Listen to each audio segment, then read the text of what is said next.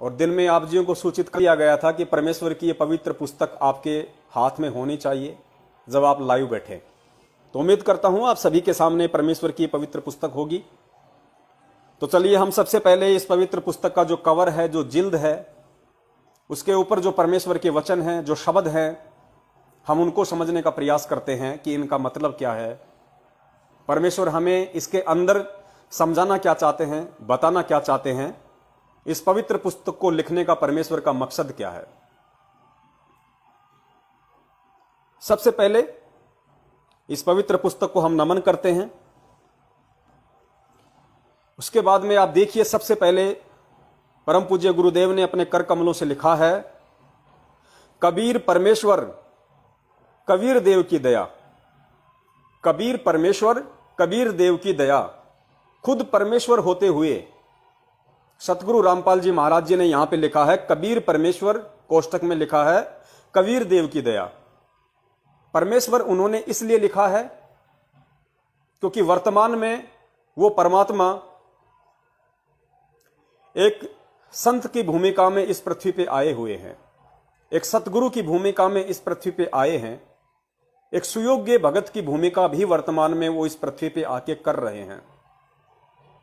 इसलिए अपनी भूमिका के अनुसार, अपने रोल के अनुसार उस परमेश्वर ने अपने से भिन्न दर्शाते हुए, परमात्मा को अपने से अलग दर्शाते हुए, अपने रोल के अनुसार, अपनी भूमिका के अनुसार यहां लिखा है कबीर परमेश्वर की दया।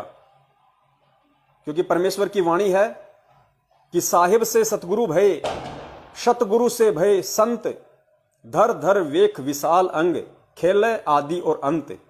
और दूसरी वाणी है कि साहिब से सतगुरु भय और सतगुरु से भय साध, ये तीनों अंग एक हैं, गति कुछ अगम अगाध। तो अपनी इस वाणी के अकॉर्डिंग और वर्तमान की अपनी भूमिका के अकॉर्डिंग परमेश्वर ने यहां पे ये परमेश्वर शब्द लिखा है, अपने को परमेश्वर से भिन्न दर्शाया है। क्योंकि साहेब रूप में वो परमात्मा सतलोक में बैठा है, वही परमात्मा अपना दूसरा रूप बना के सतगुरु रूप में पृथ्वी पे आया हुआ है, और सतगुरु रूप के अंतर्गत ही वो परमात्मा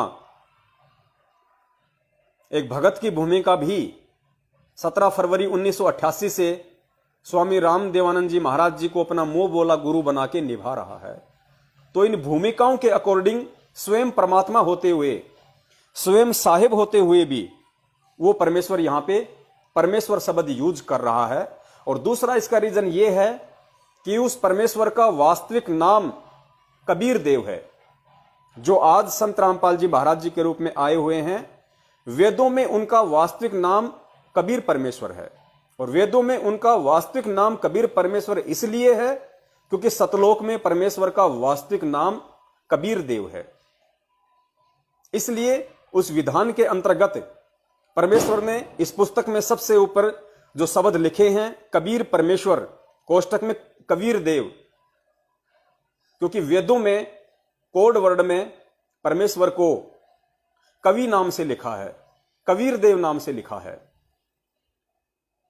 तो इस जानकारी को भी दर्शाने के लिए कि चाहे आप उनको कबीर कहो, चाहे आप उनको कवि कहो, चाहे आप उनको कबीर देव कहो, चाहे आप उनको कबीर देव कहो, ये परमेश्वर के ही उपमात्मक नाम है, जो कोड वर्डों में भिन्न भिन्न धर्मों के भिन्न भिन्न धार्मिक ग्रंथों में लिखित हैं, अंकित हैं। इसलिए यहां परमेश्वर ने परमेश्वर होते हुए भी अपने ही कर कमलों से कबीर परमेश्वर की दया ये शब्द लिखा है। उसके बाद में हम नीचे चलेंगे